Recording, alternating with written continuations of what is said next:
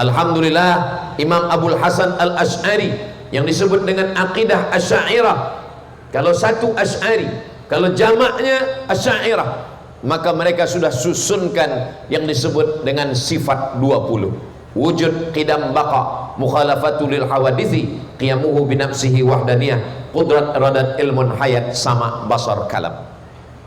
Ada setengah orang mengolok-olok, mengejek Asy'ariyah. Kenapa sifat 20? Sifat Allah tak boleh terhad, dibataskan hanya pada 20. Maka sebenarnya Asy'ariyah menyusun sifat 20 bukan sebagai had batasan, tapi 20 sifat inilah yang akan mengcounter, yang akan membebaskan manusia dari pengakuan Tuhan, baik yang mengatakan ada Tuhan maupun yang mengatakan tak ada Tuhan. Bagi ateis yang mengatakan tak ada Tuhan, maka terbantahlah dia dengan sifat yang pertama, wujud. Wujud, ada Tuhan. Wajibul wujud, dia wajib ada. Mana makna bukti dia ada?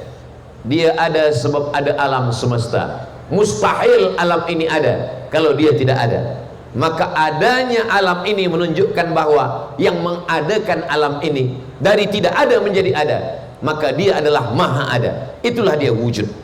Lalu selepas orang percaya kepada Tuhan, orang akan mempertuhankan manusia. Wa qalatil yahudu Uzairun ibnullah. Orang Yahudi mengatakan Uzair anak Allah. Wa qalatin nasara al-masih ibnullah. Nasara mengatakan al-masih adalah Tuhan. Maka dibantah dengan sifat yang kedua, qidam. Qidam artinya tidak berawal. Uzair berawal, ada ayahnya, ada ibunya, dia lahir, maka ada awalnya. Isa tidak berayah, tapi dia beribu, dia dikandung, dia lahir, ada masa kanak-kanak, maka dia berawal, maka dia bukan Tuhan. Qidam, wujud, qidam.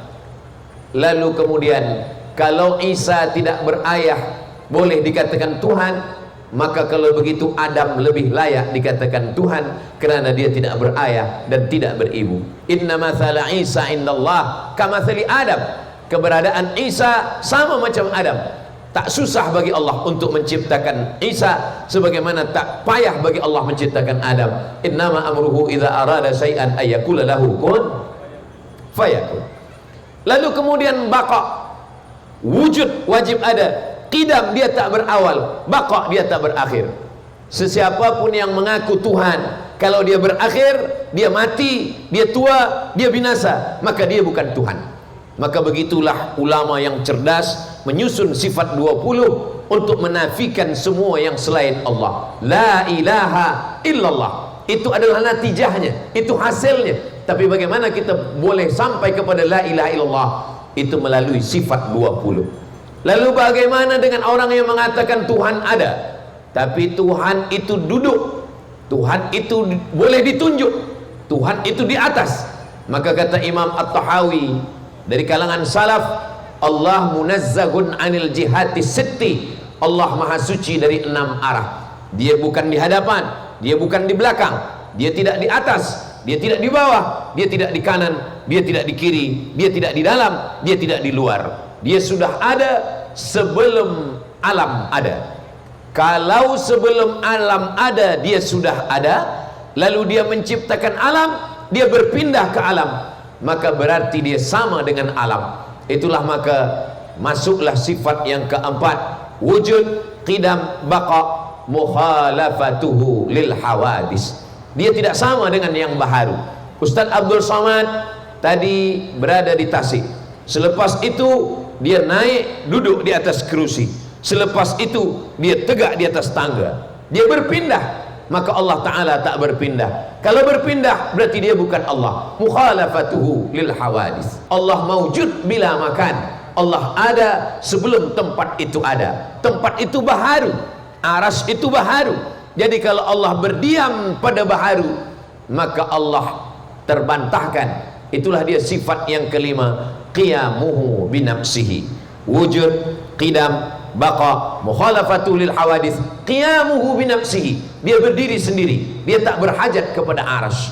Allah menciptakan arasy bukan sebagai tempat duduk dia. Allah Subhanahu wa taala menciptakan arasy untuk menunjukkan bahwa dia maha kuasa. Wa huwal azizul hakim. Dia maha kuasa, dia maha perkasa, dia agung dan mulia, dialah segala-galanya. Itulah yang difahami oleh Ahlus Sunnah wal Jamaah. Jadi kalau mau selamat akidah anak-anak kita di akhir zaman, maka mesti kembali kepada akidah Ahlus Sunnah wal Jamaah. Kalau disebut Ahlus Sunnah wal Jamaah, itu adalah Imam Abul Hasan al-Ash'ari dan Imam Abu Mansur al-Maturidi, karena mereka inilah yang menyusun akidah Ahlus Sunnah wal Jamaah secara sistematik. Apakah pada masa Nabi sudah ada fiqh? Ada fiqh. Aisyah ahli fiqh, sahabat Nabi pun ahli fiqh, tapi fiqh yang tersusun secara rapi, disusun oleh para ulama mazhab. Jadi kalau ada orang bertanya, kenapa kita mesti ikut sifat 20, mesti belajar kepada Imam Abul Hasan al-Ash'ari? Samalah seperti orang yang mengatakan kita kembali kepada hadis Nabi Muhammad sallallahu alaihi wasallam. Kamu kembali kepada hadis Nabi? Iya. Kamu berjumpa dengan Nabi? Tidak. Lalu kamu mengambil hadis dari siapa? Saya mengambil hadis dari Sahih Al-Bukhari, mengambil hadis dari Sahih Muslim, mengambil hadis dari Sunan Abi Daud, dari Sunan Tirmidzi, dari Sunan Nasai, dari Sunan Ibnu Majah, dari Muwatta Malik, dari Sunan Ad-Darimi, dari Musnad Al-Hakim, dari Musnad Ahmad bin Ambal. Apa maknanya? Mengambil kepada para ulama. Kalau dalam hadis kita ambil Sahih Bukhari, maka dalam akidah kita ambil Imam Abul Hasan al-Ash'ari, dalam bidang fiqh kita ambil Imam Muhammad bin Idris Asy-Syafi'i, dalam bidang akhlak kita ambil Imam Junaid al-Baghdadi dan Imam Abu Hamid al-Ghazali. Itulah dia rumus Ahlus Sunnah wal Jamaah.